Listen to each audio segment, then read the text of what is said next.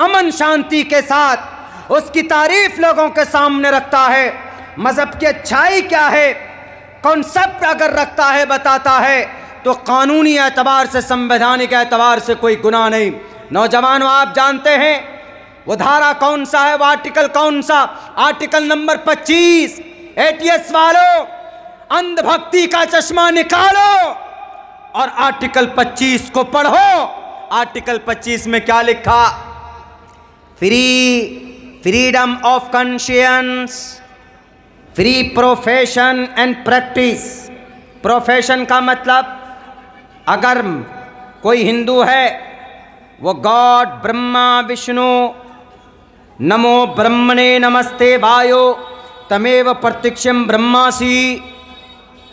Profession का मतलब, अगर कोई चर्च में जाता है वो जीसस कहेगा, अगर कोई क्रिश्चियन है तो वो लॉर्ड कहेगा, वो मैरी कहेगा, अगर कोई सिख है तो गुरु नानक का कलमा पढ़ेगा, अगर कोई हिंदू भाई है तो ब्रह्मा सूत्र पढ़ेगा, अगर कोई हनुमान, श्री हनुमान जी का भक्त है तो वह हनुमान चालीसा पढ़ेगा।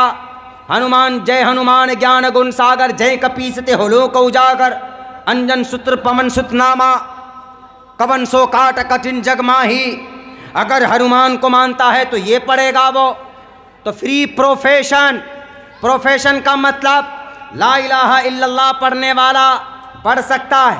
प्रोफेशन का मतलब एकम्म ब्रह्म पढ़ सकता है कोई पढ़ना चाहे।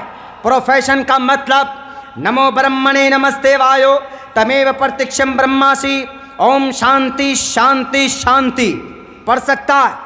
फ्री प्रोफेशन का मतलब क्या है? एटीएस वालों, मैं तुम्हें पढ़ा रहा हूं, पढ़ो। तुमने नहीं पढ़ा होगा नर्सरी यूकेजी में, मैं तुम्हारा टीचर हूं। आज एंटी टेररिज्म के विभाग से आप काम करते हैं, बहुत अच्छी बात है, दिल से आपको सम्मान, लेकिन ईमानदारी से काम करो, गैर जानिबदाराना काम करो। अमन परस्त लोगों को क्यों पकड़कर जेल में डालते हो? क्या मतलब है फ्री प्रोफेशन का? प्रोफेशन का मतलब अकीदा रखना, अल्लाह का, बजरंग बली का, बाहुबली का, ब्रह्मा का, विष्णु का, किसी का भी। Free profession. और आगे क्या बताया? And practice. प्रोफेशन में अकीदा आता है, अगर कोई आदमी अकीदा रखना चाहे तो रख सकता। और आगे क्या आता? Free practice. अगर कोई नमाज पढ़ता अल्लाहु अकबर, कोई रोक टोक नहीं। अगर कोई हाथ जोड़कर खड़ा होता है और पढ़ता है वो गायत्री मंत्र, वसुदेव सुतम देवम कंस चाणूरमर्दनम देवकी परदानम परमानंदम कृष्णाम वंदे जगत गुरु महा। अगर कोई पढ़ता है हाथ जोड़कर मंदिर में जाकर, तो उसको कोई जोर ज़बरदस्ती नहीं उस पर। और अगर कोई साईं बाबा को मानता है, यानी साईं बाबा का गुणगान गाता है, अगर कोई राम राम कहता है, अगर कोई मर्यादा पुरुषोत्तम सरस सीता माँ का नाम लेता है, अगर कोई किसी दुर्गे का नाम लेता, लक्ष्मी का नाम लेता है, तो मना नहीं। Free practice.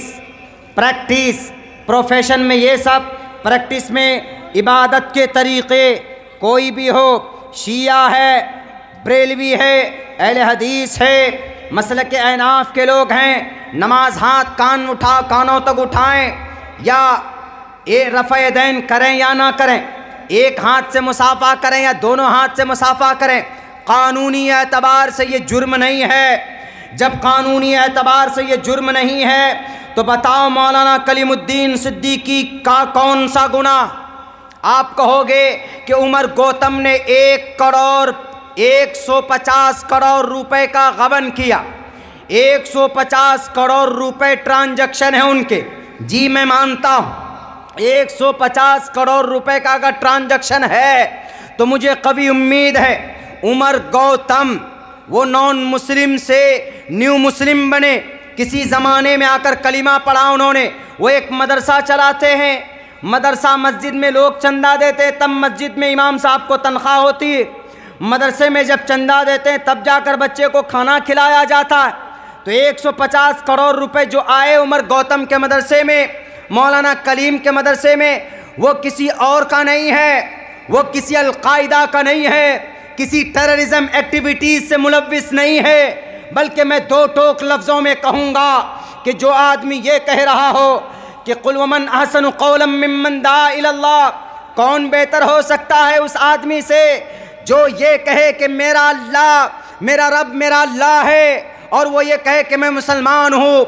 Who is better in his speech and one who calls to Allah, he works righteousness. ATS वालों पढ़ो, देखो, अपने इन खुदाओं की चापलूसी करना बंद करो, अपने ग्रंथों को पढ़ो, शास्त्रों को पढ़ो और भारत के संविधान को पढ़ो। He works righteousness, who is better in his speech. उनकी बात से ज्यादा अच्छी क्या बात हो सकती है जो ये कहे कॉल्स टू अल्लाह, जो अल्लाह की तरफ बुलाए। ही वर्क्स राइचुअसनेस, अच्छा काम करे, एंड से ही बो इन हिज इस्लाम, कि वो इस्लाम से है, वो मुसलमान है, एंड बिलीव इन अल्लाह, अल्लाह के ऊपर आस्था है, तो वो आदमी उससे ज़्यादा बेहतर कोई नहीं हो सकता। भारत का संविधान हमें इजाज़त देता है हम अपने मज़हब पर अक़ीदा रखें, हम अपने मज़हब के मुताबिक नमाज पढ़ें, कोई लाल बुझक्कर नहीं रोक सकता हमें। अगर वो रोकेगा तो उसकी अपनी ताकत, अपने कुछ फ़वाइद होंगे, वरना भारत का संविधान हमें अपने अक़ीदा फैलाने, इस्लाम की अच्छाई बताने से हमें कोई नहीं रोक सकता। भारत का संविधान साफ लफ्ज़ों में ऐलान करता है, दो टोक लफ्ज़ों में कहता है, लेकिन कौन बोलेगा मेरे भाइयों? मैं अगर बोलता हूँ अब्दुल्ला सालिम तो मेरे ज़ुबान को रोकने की कोशिश की जाती। अभी हमारा एक प्रोग्राम था, कहाँ का, महाराष्ट्र का, 15 तारीख में। उस प्रोग्राम को कैंसिल करवा दिया RSS वालों ने। मंठा ज़िला जालना, ये 15 नवंबर को एक तरफ मेरी तस्वीर लगी थी और एक तरफ तस्वीर लगी थी फ़तेह अली ख़ान सुल्तान टीपू की। टीपू सुल्तान फेमस हैं, मारूफ भी टीपू सुल्तान। एक तरफ उनकी तस्वीर लगी थी और पूरे एक हफ्ते से तैयारी चल रही थी उस प्रोग्राम की। अच्छा, वो प्रोग्राम कैसा था? चूँकि 20 नवंबर 1750 में ये मुजाहिद पैदा हुआ था, 20 नवंबर को उनकी यौम पैदाइश। तो यौम पैदाइश में खुशी मनाना, उनकी यौम जयंती, जन्म होने के दिन को मनाना, खुशी मनाना शरई एतबार से जायज़ नहीं है। जो मुसलमान मनाते हैं ना अपने बच्चों का बर्थडे, हमारा बच्चा आज पैदा हुआ, हमारा आज मुन्ना पैदा हुआ, happy birthday my sweet child, happy birthday my son my daughter. गलत है, उस बच्चे की हैप्पी बर्थडे नहीं है। जिस दिन से पैदा हुआ उसकी ज़िंदगी के अय्याम घटने शुरू हो गए। अफसोस करने की जगह है उस दिन खुशी मनाने की जगह नहीं।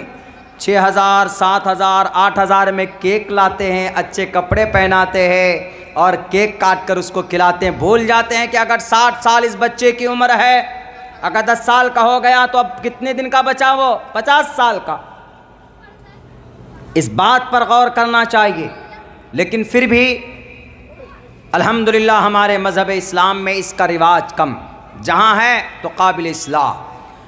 तो ये प्रोग्राम रखा गया, हमारा टिकट बना, हमने सफ़र शुरू किया, गए हैदराबाद पहुँचे, अपना दरभंगा एयरपोर्ट से हमने फ़्लाइट ली, हैदराबाद पहुँचे, वहाँ से बाई ट्रेन जाना था, जा कर के एक शहर में रुकना था, जाकर हम रुके। तो अब लेने के लिए जब वो आएंगे तो उससे पहले वहाँ के जो SHO हैं, जो PIA हैं, इंस्पेक्टर साहब पहुँचे, कमेटी वालों को बुलाया कि आप लोग आइए, आप लोगों का ये प्रोग्राम अल्लाह के वास्ते, वो ये बोलता अल्लाह के वास्ते आप लोग ये प्रोग्राम पोस्टपोन कर दीजिए। उन्होंने कहा कि क्यों, हमने तो परमिशन ली हुई प्रोग्राम की, क्यों पोस्टपोन कर दें? उन्होंने कहा इसलिए पोस्टपोन करना होगा कि आपके इस प्रोग्राम का गलत फ़ायदा कुछ लोग उठाने वाले हैं। कुछ लोग मतलब फसादी तंजीम, और वह कौन कौन है आप लोग खुद नाम जानते हैं, आरएसएस बजरंग दल वाले। उससे पहले कुछ दंगे भी हुए। उन्होंने कहा कि भाई लोग मैं आपके फेवर में हूँ, मेरी नौकरी का सवाल है, आप लोग मेरी बात मान जाइए, आप ये प्रोग्राम रद्द कर दीजिए, आज 1 महीने के बाद कर लीजिएगा, मैं खुद कराऊंगा आपका ये प्रोग्राम। तो वहाँ के कमेटी वालों ने कहा कि इसमें कौन सी बड़ी बात, मौलाना कोई MP MLA थोड़े ना है, मौलाना कोई CM भी नहीं, मौलाना कोई फेंकू भी नहीं है, मौलाना कोई लाल बुजक्कर भी नहीं है, वो तो मौलाना साहब है, धार्मिक आदमी है, मजहबी आदमी है, कुरान और हदीस की रोशनी में बात करेंगे और टीपू सुल्तान के इतिहास जो है वो लोगों के सामने रखेंगे। तो उन्होंने कहा, पता क्या कहा उन्होंने कहा आपको मालूम नहीं, कहा कि जितना अभी इंटेलिजेंस के पास इस बंदे के बारे में रिपोर्ट है आपको मालूम भी नहीं। उन्होंने कहा कि आपने क्या कहा कि मौलाना अब्दुल्ला साहब and he belongs to Seemanchal and right now he coming from Seemanchal, कि वो वहाँ से आ रहे हैं, वहाँ से ताल्लुक़ रखते हैं। ये लिस्ट लीजिए, पेपर उन्होंने दी और कहा कि देखिए मौलाना का डिटेल्स हम दे रहे हैं आपको कि मौलाना कौन है, कहाँ से आ रहे हैं, कहाँ जाएं। वो डिटेल से जब देखा कि उसमें लिखा हुआ था कि 14 तारीख को 2 बजे की इंडिगो की फ़्लाइट से दरभंगा से लखनऊ हैदराबाद पहुँचे 6 बजे, और 6 बजे वहाँ पर उनको फ़लाँ साहब ने पिक किया, उनको फ़लाँ रेस्टोरेंट में खाना खिलाकर फिर उनको सिकंदराबाद स्टेशन में फ़लाँ ट्रेन के फ़लाँ बोगी के फ़लाँ बर्थ पे वो बैठे और वहाँ से वो 7 घंटे का सफ़र करके जालना के लिए चले और जालना में फ़लाँ आदमी ने उनको रिसीव किया। रिसीव करने के बाद अब वहाँ से आप लोग फ़लाँ जाओगे लेने के लिए। मौलाना का 2 घंटे का बयान होगा टीपू सुल्तान के इतिहास पर, और 2 घंटा बयान के बाद फिर मौलाना यहाँ से बाई ट्रेन जाएंगे मुंबई, और मुंबई में वहाँ पर 11:10 की फ़्लाइट है गो एयर, और उस गो एयर से मौलाना रांची जाएंगे, और रांची में प्रोग्राम मौलाना का फ़लाँ जगह है। और मौलाना की इतनी उम्र है, मौलाना की अभी तक की तकरीबन 450 स्पीचेस यूट्यूब में मौजूद है, और मौलाना का स्कूल है, पूरी डिटेल जो भी है सारी डिटेल। मौलाना पॉलिटिकली फ़लाँ पार्टी से बिलोंग करते हैं, मौलाना इलेक्शन में फ़ाइट करने वाले हैं, किसी वजह से टिकट नहीं मिला, लेकिन इनका वहाँ पर विधायक को जिताने में एक रोल रहा है, वहाँ पर एक मंत्री इनके हाथों से पराजित हुए हैं। मौलाना अपने इलाके में ये असर रखते यानी पूरी इन्फॉर्मेशन उन्होंने लोगों के सामने रख दी। अब लोगों ने देखा कि हम जिनको कुछ नहीं समझ रहे थे उनके बारे में इतने सारे डिटेल से इनको मालूम है, इसीलिए उन्होंने हमको फ़ोन किया कि हज़रत मौलाना अब क्या करें हमने कहा कि क्या कीजिएगा, अगर वो रिस्क ले रहे हैं, कह रहे हैं, यानी वादा कर रहे हैं कि हम प्रोग्राम अगले मर्तबा कराएंगे तो कोई बात नहीं, हम मुसलमान हैं, हम ज़बरदस्ती कोई काम नहीं करेंगे, आपका जो नुकसान हुआ बर्दाश्त कर लीजिए, लेकिन हमारा काम है अमन और शांति को बहाल रखना। हमने कहा मैं आ गया हूँ, आइए मुलाकात कर लीजिए, लेकिन प्रोग्राम उनको कहिए कि हम आपके साथ हैं, हम देश के लॉ एंड ऑर्डर को मेंटेन करने में आपके साथ हैं, हम किसी से डरने वाले नहीं और न मौलाना किसी से डरते। बस वादा हुआ, प्रोग्राम अगले तारीख तक के लिए, दिसंबर के लास्ट तक के लिए मुलतवी हो गया। मेरे भाइयों, ये प्लानिंग अगर कोई बोलता है तो उसकी ज़ुबान को रोक दो। हम किस लिए जा रहे थे वहाँ पे पता है आपको? टीपू सुल्तान की हिस्ट्री को बयान करने के लिए। हमारे नौजवान जानते हो आप टीपू सुल्तान की हिस्ट्री क्या है? मैं बता ही देता हूँ, तब मैं आऊँगा। वो चूँकि जो 3 इल्ज़ामात हैं, ढोंगी और मानसिक एतबार से बीमार, फिर आखिर में 11 शादी क्यों किया, औरतों के शौकीन थे नौज़ बिल्ला, फिर मैं उसका एक्सप्लेन करूँगा आखिर में।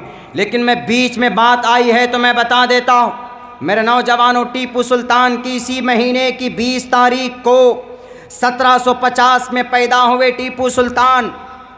टीपू सुल्तान को शेर क्यों कहा जाता है? शेर क्यों कहा जाता है? आप कहेंगे उस डायलॉग की वजह से कि शेर की 1 दिन की ज़िंदगी गीदड़ की 100 साल ज़िंदगी से बेटर है। इस शेर की वजह से उनको शेर नहीं कहा जाता, बल्कि बैक वक्त भारत के अंदर तन्हा ऐसा मुस्लिम एम्पायर गुजरा है कि जो अपने एक वक्त में 3 बातिल ताकत से मुकाबला कर रहा हो। एक तरफ हैदराबाद निज़ाम दक्किन से जो मुसलमान था उससे भी इनकी लड़ाई, दूसरे तरफ मोहम्मद नवाब अली मोहम्मद ख़ान से इनकी लड़ाई, और तीसरी तरफ अंग्रेज़ों से लड़ाई सामने में, और पीछे समंदर, भागने का कोई रास्ता नहीं। यानी 4 बातिल ताकतों के बीच में तन्हा एक श्रीरंगापट्टनम मैसूर में, मैसूर के किले से डेली दहाड़ की आवाज़ निकलती थी। इन चारों बातिल ताकतों से तन्हा मुकाबला करते थे। इसीलिए इनको कहा गया कि फ़तेह अली ख़ान सुल्तान टीपू शेर थे, चूँकि 4 बातिल ताकतों से मुकाबला करते थे। अच्छा, अंग्रेज़ टीपू सुल्तान के पीछे क्यों पड़ा हुआ था? टीपू सुल्तान के पीछे क्यों पड़ा था मैं बताता हूँ। उससे पहले आप ये जानिए, ये टीपू सुल्तान 10 साल की उम्र में ये कैद कर दिए गए थे। इनके बाप का नाम हैदर अली ख़ान है। ये श्रीरंगापट्टनम के मैसूर के बादशाह के सिपह सालार थे टीपू सुल्तान के अब्बा। जब इनको किसी जुर्म में दफन अंदर कर दिया गया तो उसके साथ साथ टीपू सुल्तान को भी कैद खाने में बंद कर दिया। इनके साथ इनका भाई शमशेर खान, 2 भाई करीम खान, शमशेर खान और टीपू सुल्तान, ये दोनों भाई उस पिंजरे में चले गए। लेकिन टीपू सुल्तान अक्लमंद था। उसने एक पत्थर लेकर, एक लोहे को लेकर लोहे के रॉड को काटना शुरू किया। 5 दिन की मुसलसल मेहनत के बाद वो पिंजरा काट कर अपने भाइयों को कंधे पर डालकर उस कैद खाने से निकला। मेरे नौजवानों, ये दिमाग है आप में वो दिमाग नहीं है। 15 साल की उम्र होती है टीपू सुल्तान की, अपने अब्बा के साथ जंग करते हैं, मुकाबला करते हैं मराठा सेनाओं से। 15 साल की उम्र में जंग करते हैं। नौजवानों, आज तो हम 15 साल की उम्र में फेसबुक में लगे रहते, आज तो हम 15 साल की उम्र में व्हाट्सएप में लगे रहते। 15 साल की उम्र में हमें दीन की बेसिक बातों की इन्फॉर्मेशन भी हमें नहीं होती। हमारी जवानी का अग़राज़ मक़ासिद क्या होना चाहिए हमें वो भी मालूम नहीं होता। टीपू सुल्तान के अब्बा का इंतकाल होता। टीपू सुल्तान मैदान में आते हैं और अंग्रेज़ कहता है, टीपू सुल्तान तुम हमें ये मैसूर दे दो। मैसूर उस वक्त सुपर पावर था, चूँकि गरम मसाले की खेती वहाँ पर होती थी, फैक्ट्रियाँ लगाई गई थी। इसीलिए अंग्रेज़ की निगाह टीपू सुल्तान पर थी। निज़ाम दक्कन को अंग्रेज़ ने ख़रीद लिया और नवाब मोहम्मद अली ख़ान को भी ख़रीद लिया। ये सारे लोग ग़ुलाम बन गए अंग्रेज़ के। टीपू सुल्तान एक सिर्फ बादशाह नहीं था। आज जो टीपू सुल्तान की इतिहास को गलत बनाकर पेश करते हैं आरएसएस वालों, आओ एक तरफ तुम खड़े रहो, एक तरफ अब्दुल्ला सालिम टीपू सुल्तान की सही इतिहास को पेश करेगा। टीपू सुल्तान वो था जो गरीब बहनों की इज्जत और आबरू की हिफाजत करता था। टीपू सुल्तान वो था जो गरीबों को खाना खिलाता था। टीपू सुल्तान वो था जो अपने इलाके में घूम घूम कर अगर कोई मंदिर कहीं पर टूटा हुआ है तो उसका निर्माण करता था। टीपू सुल्तान मुस्लिम परस्त नहीं था, टीपू सुल्तान भारत परस्त था। टीपू सुल्तान कुरान परस्त था, कुरान की तिलावत करता था, लेकिन कुरान के आधार पर किसी के ऊपर जुल्म ज़्यादती नहीं करता था। आज तो पूरी दुनिया में, भारत में आरएसएस वाले उसके दुश्मन हैं कि टीपू सुल्तान ने दुश्मनी की, नहीं की दुश्मनी। जब अंग्रेज़ ने कहा कि टीपू सुल्तान हम तुम्हें ऑफ़र करते हैं, तुम हमारे साथ मिल जाओ, नहीं तो तुम्हारी ईंट से ईंट बजा दी जाएगी। टीपू सुल्तान ने कहा कि अंग्रेज़ मुशरिक की औलाद, अपने रब के नाफरमान, मैं तुमसे डरने वाला नहीं हूँ, तुमको जो करना है करो। मेरे भाइयों, अंग्रेज़ ने चढ़ाई की और अंग्रेज़ ने ख़रीद लिया किसको? मीर सादिक को, जो टीपू सुल्तान का कौन था? वज़ीर आज़म था, टीपू सुल्तान का सिपह सालार था। मीर कमरुद्दीन को उसको ख़रीद लिया। मीर मोइनुद्दीन को, उसको ख़रीद लिया। ये लोग हाथ मिलाए अंग्रेज़ से जाकर। मेरे नौजवान साथियों, मेरे मुसलमानों, 4 मई का दिन है, फजर की नमाज़ पढ़ते हैं, कुरान करीम की तिलावत करते हैं। टीपू सुल्तान 1 घंटा कुरान करीम की तिलावत करते। उनकी ज़िंदगी का मामूल था तहज्जुद की नमाज़ पढ़ते और फजर की अज़ान का इंतज़ार करते थे। एक बादशाह है, तहज्जुद पढ़ते, कुरान करीम की तिलावत करते। कुरान करीम की तिलावत के बाद घोड़े पर बैठते हैं, घोड़े पर बैठकर घुड़सवारी करते। आज तो घुड़सवारी नहीं, घुड़सवारी का ज़माना नहीं, आज किसका ज़माना है? खपाची का ज़माना है। आज किसका ज़माना है? पल्सर का ज़माना है। आज किसका ज़माना? इस लाइन में हमने देखा आते हुए कम से कम साहब टोटल अपाची है और 100-200 सीसी की सारी अपाची, इतनी मोटी मोटी अपाची। मना नहीं है, अपाची चलाएं आप, खपाची चलाएं आप, पल्सर चलाएं आप, 4 व्हीलर चलाएं आप। पहले ज़माने में घुड़सवारी होती थी, बेहतरीन सवार कौन, यानी बेहतरीन ड्राइवर कौन। तो आज आप अगर अपाची चलाते हैं तो बेहतरीन ड्राइव कीजिए, नीयत बदल दीजिए कि मैं बेहतरीन ड्राइवर बनूंगा, इससे मैं इस्लाम की, शरीयत की, दीन की, कुरान की हिफाजत के लिए काम करूंगा। अगर कोई गरीब बीमार हो तो उसको बचाऊंगा, कहीं एक्सीडेंट हो जाए तो उसकी खिदमत करूंगा। अगर आप इस नीयत से अपाची बढ़िया चलाना सीखते हैं तो आपका बेहतरीन ड्राइव करना बाइसे सवाब। इन्नमल आमालु बिन्नियात। मना नहीं है कि नहीं जनाब आप 200 सीसी की बाइक क्यों चलाते, आप पल्सर क्यों चलाते, मना नहीं है। अल्लाह ने आपको दौलत दी है तो आप 300, 1400, 1500 सीसी का इनफील्ड चलाओ, आप 4 व्हीलर चलाओ, आप ऊडी कार चलाइए, आप BMW चलाइए। नीयत लेकिन बदल दीजिए, थोड़ी सी नीयत बदली तो आपका वही काम आपकी दुनिया के फ़ायदे के लिए है, लेकिन आपके लिए बाइसे सवाब भी बन जाएगा। Deeds will be judged by the intention. नीयत बदली, सवाब मिलने लग जाएंगे। टीपू सुल्तान घोड़े पर सवार होते हैं, अंग्रेज से मुकाबले के लिए मैदान में निकलते। इनके जानने वालों ने, ये मीर मोइनुद्दीन, मीर सादिक, मीर कमरुद्दीन ने, टीपू सुल्तान हवेली से बाहर निकले, अंदर से दरवाज़ा लॉक कर दिया जाता है। अंग्रेज़ मुकाबला करते हैं और अंग्रेज़ जब देखते हैं टीपू सुल्तान के मात्र 70,000 फौज थे साथ में और 1 लाख फौज लेकर पहुंचा था वो अंग्रेज़। जब टीपू सुल्तान के फौज शहीद हो रहे थे, इनके अपनों की गद्दारी की वजह से, मेरे नौजवानों, मेरे मुस्लिम भाइयों, क्या तारीख़ है आपकी हमारी, इन करप्ट लोगों को बताने की ज़रूरत है। हमने सींच कर अपना एक एक कतरा निचोड़ कर इस देश को सींचा है। इतनी आसानी से हिंदू राष्ट्र नहीं बनने देंगे। आरएसएस वालों, कान खोल कर सुन लो, अगर फस्ताई ताकत से 2-2 हाथ करना पड़े तो आज हम करेंगे। देश के संविधान को बचाएंगे, देश की अमन शांति को बचाएंगे, देश के कानून को बचाएंगे, तुम्हारे हाथ में लुटने नहीं देंगे। टीपू सुल्तान मुकाबला करते हैं अंग्रेज से। इनका एक खादिम कहता है कि आजा पना, आप हवाले कर दीजिए अपने आप को अंग्रेज़ों के। उस वक्त टीपू सुल्तान कहता है कि ए मेरे खादिम सुनो, शेर की 1 दिन की ज़िंदगी गीदड़ की 100 साला ज़िंदगी से बेहतर होती। ये निज़ाम दक्किन, ये गीदड़ है, मेरी मदद नहीं की।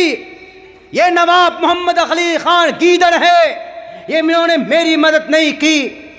ये अंग्रेज़ तो दुश्मन है ही, मैं हाथ नहीं मिलाऊंगा। मैं सर पर कफन बांध चुका हूं, मेरे 12 बेटे हैं, मैंने 12 बेटे के सर पर कफन बांध दिया है। मैं शेर की जिंदगी मरूंगा, मैं किसी बुत परस्त के सामने अपने सर को नहीं झुकाऊंगा। इस्लाम को बदनाम करने वालों, देखो तारीख पढ़ो, टीपू सुल्तान सच्चा भारतीय भी था और सच्चा मुसलमान भी था। एक हाथ में कुरान था, एक हाथ में संविधान था। टीपू सुल्तान के घोड़े ताऊस के ऊपर गोली चलाई जाती है, वो ताऊस घोड़ा गिर जाता है। टीपू सुल्तान नीचे उतरते हैं। टीपू सुल्तान के दोनों पैरों में 2 गोलियां मारी जाती है।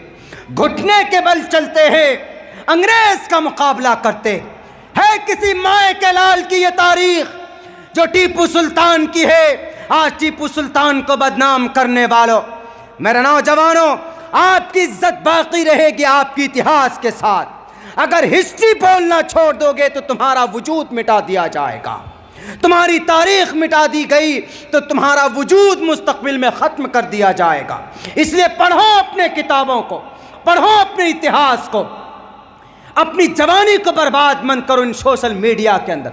निकलो मैदान में, अपने भारत की तारीख को पढ़कर देखो और लोगों के सामने रखो। जब टीपू सुल्तान के दोनों टांग में गोली मारी गई, टीपू सुल्तान घिसट घिसट कर चल रहे हैं और फिर एक अंग्रेज आया और कहा कि टीपू सुल्तान अब भी मेरे से हाथ मिला लो। उन्होंने कहा कभी नहीं हो सकता, तू नापाक है, तू अल्लाह का नजिस बंदा है। इन्नमल मुशरिकून नजसून, मैं तुझसे हाथ मिलाओ कभी नहीं। मैं ईमान पर मेरा खात्मा होगा और अपने इस देश की पवित्र मट्टी में मेरा खात्मा होगा। फौरन 2 गोलियां यहाँ मारी जाती है टीपू सुल्तान के इसी कान के ऊपर, यहाँ पर मारी जाती है। टीपू सुल्तान गिर जाते हैं। दूर से गोली मारी गई, टीपू सुल्तान गिर गए। अभी उनकी रूह कब्ज़ नहीं हुई थी। टीपू सुल्तान अपने कमर में वो हीरे जवाहरात के बटवा रखते थे गरीबों की मदद के लिए। एक अंग्रेज़ फ़ौज ने देखा, उन्होंने देखा कि ये हीरे का बटवा है, मैं ले लूँ, करोड़ों रुपए हाथ आ जाएंगे। टीपू सुल्तान के पास जैसे पहुंचता है तो वो घायल शेर हमला करता है, उठकर उसका सर तन से जुदा कर देता। 5 घंटे तक टीपू सुल्तान पड़े रहे, मरा हुआ शेर, लेकिन किसी भी अंग्रेज की हिम्मत नहीं हुई कुछ टीपू सुल्तान के बॉडी को टच करते। शेर तो शेर होता है, सोता है तो भी उससे लोग डरते हैं, खौफ खाते हैं। 5 घंटे के बाद जनरल हॉर्स ने किसी को भेजा, जाओ ये शेर कहीं फिर दोबारा तो किसी का सर कलम न कर दे। जाओ जाकर उनकी मट्टी से, उनके बदन से निकलने वाले खून से भारत लिखा हुआ था। लोगों, देश की मट्टी को रंगीन कर गए, लेकिन देश से वफादारी का सबूत देकर गए। संगी लोग कहाँ थे? तुम नहीं थे उस वक्त, तुम्हारा जन्म नहीं हुआ था। 1799 4 मई की बात है, 6 या 4 मई की बात 1799 में जब जनरल हॉर्स ने देखा कि इंतकाल फरमा गए तो उसकी बॉडी को ऐसे किया, बॉडी के ऊपर चढ़ा और हाथ में ऐसे दोनों हाथों से बंदूक ऊपर करके जनरल हॉर्स ने कहा, क्या से भारत हमारा है? क्यों? क्योंकि भारत का सबसे बड़ा शेर जो था उसको आज हमने ख़त्म कर दिया। अंग्रेज के गुलामों, आरएसएस बजरंग दल के चेलों, जब तक टीपू सुल्तान रहा, कुरान पढ़ने वाला रहा, सजदा करने वाला था, तो अंग्रेज की हिम्मत नहीं थी कि इस देश के ऊपर कब्जे का ऐलान करते। जब उनका इंतकाल हुआ तो उन्होंने इस देश पे कब्जे का ऐलान किया। ये तारीख है टीपू सुल्तान के, मेरे भाइयों, मेरे साथियों, हमें और आपको मालूम नहीं। अब फिर घूम कर वहीं चलते, कहाँ पे?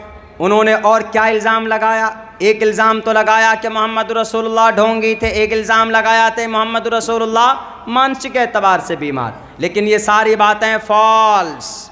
उसके बाद तीसरा इल्ज़ाम क्या लगाया? यहाँ से सुनिएगा। तीसरा इल्ज़ाम लगाया कि मोहम्मद रसूलुल्लाह अलायाज़ु बिल्लाह औरतों के शौकीन थे। यानी औरतों के शौकीन इसलिए बताया चूँकि 11 शादी की थी, इसका मतलब जिसकी अधिक शादी हो वो औरतों का शौकीन है, यही मतलब हुआ इसका। अच्छा, इसका अगर यही मतलब है तो श्री कृष्ण जी ने 1623 बीवियाँ की, वो भी औरतों के शौकीन होंगे फिर तो। बोलो वसीम रिजवी, पूछो नरसिंहानंद जी से, क्या कहेंगे श्री कृष्ण जी के बारे में? क्या कहोगे कि वो औरत के शौकीन नहीं थे? चलिए उसको छोड़िए, राजा दशरथ जी ने 3 शादी की, उसको छोड़िए। हमारे ये उत्तर प्रदेश से करीब में पटियाला है एक जगह, पटियाला का एक महाराजा एक राजा बहुत बड़ा भूपेंद्र सिंह, पता उनकी कितनी बीवी थी, याद है आपको? नहीं है। दीवाने दास जर्मनी, उठाइए, किताब का हवाला देता हूं मैं, वसीम रिजवी पढ़ लो अगर तुम्हारे अंदर हिम्मत है, किताब उठाकर। दीवाने दास जर्मनी में लिखा है 305 बीवियां थी किसकी? इसी भूपेंद्र सिंह की, राजा भूपेंद्र सिंह की। और 305 बीवियों को अपनी मर्जी के मुताबिक उनकी शक्ल बनाता था, फेस बनाता था। जैसी बीवी चाहिए तो सर्जरी करता था, प्लास्टिक सर्जरी। सारे दुनिया के मेडिकल डॉक्टर्स को बुलाया हुआ था। क्या कहोगे राजा भूपेंद्र सिंह को?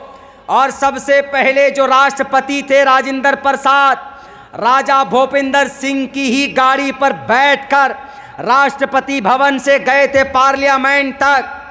कहो ना वसीम रिजवी भूपेंद्र सिंह को कि आप भी अय्याश थे औरत के, वो भी छोड़ दीजिए आप। उठाओ भागवत पुराण, भागवत पुराण में कहा गया राजा चित्रकेतु, पता कितनी बीवी थी उसकी? 1 लाख नहीं, 2 लाख भी नहीं, 3 लाख भी नहीं, 50 लाख भी नहीं, 60 लाख भी नहीं, 90 लाख भी नहीं। पता कितना? 1 करोड़ बीवी थी, भागवत पुराण में लिखा है राजा चित्रकेतु की। अगर औरत के शौकीन मोहम्मद को मानते हो तो राजा चित्र को क्या कहोगे? चित्रकेतु को, कि वो औरत के पुजारी थे। 1 करोड़ बीवी उनकी थी और एक भी बीवी से बच्चा नहीं था, उनका संतान नहीं था। तब रंगरा ऋषि आए, अंगरा ऋषि आए। अंगरा ऋषि ने कहा, अंगरा ऋषि से कहा चित्रकेतु ने, अंगरा ऋषि प्लीज हमारे ऊपर कुछ दया कीजिए, मेरी 1 करोड़ बीवियां हैं, 1 करोड़ किसी से बच्चा ही नहीं। उन्होंने कहा अच्छा ये काम करना। तो पहली बीवी को बुलाए, सबसे बड़ी बीवी को उनके साथ। राजा चित्रकेतु ने संबंध बनाया, कुछ मंत्र बताया, तब जाकर उनको 1 औलाद हुई। अब पूछो वसीम रिजवी से, अगर तुम्हारी बीवी तुमको छोड़कर भाग गई तो इसका ये मतलब नहीं कि तुम मोहम्मद को कहो जलन में, ओह मेरी 1 बीवी भाग गई, अब मोहम्मद की 11 बीवियां हैं, मोहम्मद पर इल्ज़ाम लगाओ। ये मतलब तो नहीं होता। इल्ज़ाम लगाना ही है तो ये मिजोरम के एक बहुत बड़े बादशाह, बहुत बड़ा मुखिया, 94 बीवी, 64 बेटा, 39-40 बेटी इसकी, और अपने इन बच्चों की पढ़ाई के लिए जैसे यहाँ स्कूल है ऐसे स्कूल अपने घर में बनाया। कौन? ये मिजोरम का मुखिया। 94 बीवी थी, बताई। और जब ये इंतकाल किया तो 64 बच्चे और 39-40 बेटियां थी, और 94 बीवी इसकी उसकी मौत के वक्त में मौजूद थी। बताइए कितना बड़ा। इनको क्यों नहीं बोलते तुम औरतों के शौकीन? राजा दशरथ को क्यों नहीं बोलते? राजा चित्रकेतु को क्यों नहीं बोलते? नहीं, सिर्फ इल्ज़ाम लगाओ। इल्ज़ाम लगाने से कुछ नहीं होता। मोहम्मद रसूलुल्लाह ने क्यों शादी की 11, मैं बताऊंगा। उससे पहले मोहम्मद रसूलुल्लाह पर एक और एतराज़ किया जाता है। क्या एतराज़ किया? मौलाना सैयद अरशद मदनी दामत बरकातुहुम के पास कुछ लोग पहुँचे।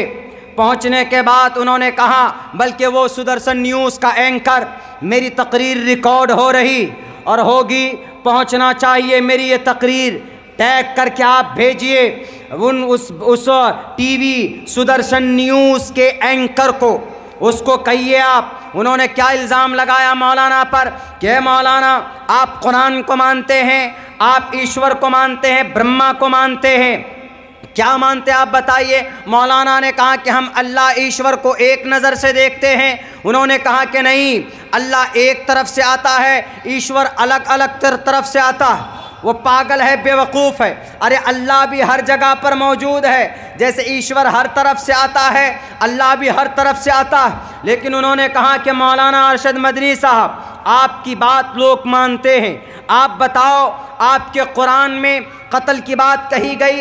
ये वसीम रिजवी जो 26 आयतें निकालने की बात करता था, उन 26 आयतों में ये क़िताल की आयतें ज़्यादा थी। वो कौन कौन सी आयत थी? एक आयत थी फ़क़्तुलुल मुशरिकीन हैसु वजदतुमूहुम, दूसरी आयत थी या अय्युहन नबिय्यु हर्रिज़िल मुअमिनीना अलल क़िताल, ए नबी मुसलमानों को क़िताल के ऊपर उभारो। तीसरी आयत थी उज़िन लिल्लज़ीना युक़ातलून बिअन्नहुम ज़ुलिमू, और चौथी आयत थी वअअद्दू लहुम मस्तताअतुम मिन क़ुव्वा, ताकत के एतबार से मजबूत रहो, कोई दुश्मन तुम पर हमला करेगा तो उनसे मुकाबला करो। इन आयतों की वजह से उसने एतराज़ किया और उसने कहा कि मौलाना, आपके कुरान में तो लड़ने की, मारने की, कत्ल करने की, जंग की बात कही, और फिर अहादीस में मोहम्मद ने 23 जंगें लड़ी हैं, खुद से 23 गज़वात में शरीक हुए हैं, 27 गज़वात में शरीक हुए, जिनमें से 9 में जंग की नौबत आई, बाकी और में जंग नहीं हुई, लेकिन 27 जंग में नबी गए। इसका मतलब कत्ल है कुरान में, इसका मतलब दंगा है, फसाद है हदीस में, वो कहता है। तो मौलाना ने तो अच्छे जवाब दिए, लेकिन मैं जब मेरे पास ये बातें पहुँची तो मैंने सोचा कि कुरान पर तो एतराज़ किया उसने जंग को लेकर, आयत क़िताल को लेकर। हमने एक किताब ढूंढी, उसका नाम श्रीमद् भगवद गीता। मैंने पढ़ा था मंत्र आपको, तो श्रीमद् भगवद गीता का पहले अध्याय लीजिए, पहला अध्याय, उसमें बरकत के तौर पर एक मंत्र है। कौन सा है वो? पूरा मंत्र जो है वो इस तरह है, ओम पूर्णमिदः पूर्णमिदं पूर्णात् पूर्णमुदच्यते पूर्णस्य पूर्णमादाय पूर्णमेवावशिष्यते। यहाँ तक, इससे आगे है वसुदेवसुतं देवं कंसचाणूरमर्दनं देवकी परमानंदम कृष्णाम वंदे जगद्गुरु महा, यानी कृष्णा इस जगत के गुरु हैं। ये इनकी बरकत का कलाम है, ये इनका बिस्मिल्लाह है, समझिए। जैसे हमारे सूरह फातिहा से पहले बिस्मिल्लाहिर्रहमानिर्रहीम है, इसीलिए श्रीमद् भगवद गीता का, इसी तरीके से श्रीमद् भगवद गीता का बिस्मिल्लाह है ये मंत्र, वसुदेव सुतम देवम कंसचाणूरमर्दनम देवकी परमानंदम कृष्णाम वंदे जगत गुरु महा, संस्कृत वर्ड है ये बिस्मिल्लाह है। हमने देखा कि कुरान में सबसे पहली आयत, पहली सूरत की पहली आयत क्या है? अल्हम्दुलिल्लाहि रब्बिल आलमीन अर्रहमानिर रहीम मालिकि यौमिद्दीन इय्याका नअबुदु व इय्याका नस्तईन इहदिनस सिरातल मुस्तकीम सिरातल लज़ीना अनअमता अलैहिम गैरिल मग़ज़ूबि अलैहिम वलज़्ज़ालिन। पूरी सूरत है, दुआ है, अल्लाह की तारीफ़ है और गुमराही से बचने की तलक़ीन है। कहीं पर लड़ाई नहीं है इस पूरी सूरत में, कहीं पर भी नहीं। इससे आगे जो सूरत है सूरह बक़रा, अलिफ लाम मीम ज़ालिकल किताबु ला रैब फ़ीहि हुदल लिल मुत्तक़ीन अल्लज़ीना युमिनूना बिल ग़ैबि व युक़ीमूनस सलाता व मिम्मा रज़क़नाहुम युनफ़िक़ून। कहीं पर जंग है, कहीं पर क़िताल है, नहीं है। अगर सूरह फातिहा में ही जंग की बात होती तो क्या बोलते? उछल उछल कर, सुदर्शन न्यूज़ वाला, रिपब्लिक वाला, इंडिया टीवी वाला उछल उछल कर बोलता, देखिए ये है कुरान, इसकी पहली आयत में है जिहाद। ऐसे ही बोलता है कि नहीं बोलता? आज भी बोलते हैं अगर होता तो। लेकिन अल्लाह का करिश्मा ही अलग होता है। जब हमने श्रीमद् भगवद गीता को खोला, मंत्र पढ़ा, उनका बिस्मिल्लाह पढ़ा हमने, वसुदेव सुतम देवम पढ़ा, पढ़ने के बाद पहले अध्याय यानी पहली सूरत का पहली आयत यानी पहला मंत्र क्या है? धर्म क्षेत्रे कुरुक्षेत्रे संवेतायुत्सवः मामका पांडवाशय किम कुर्वत संजयः। सबसे पहले अध्याय के पहले मंत्र में जंग की बात कही गई। धर्म क्षेत्रे कुरुक्षेत्रे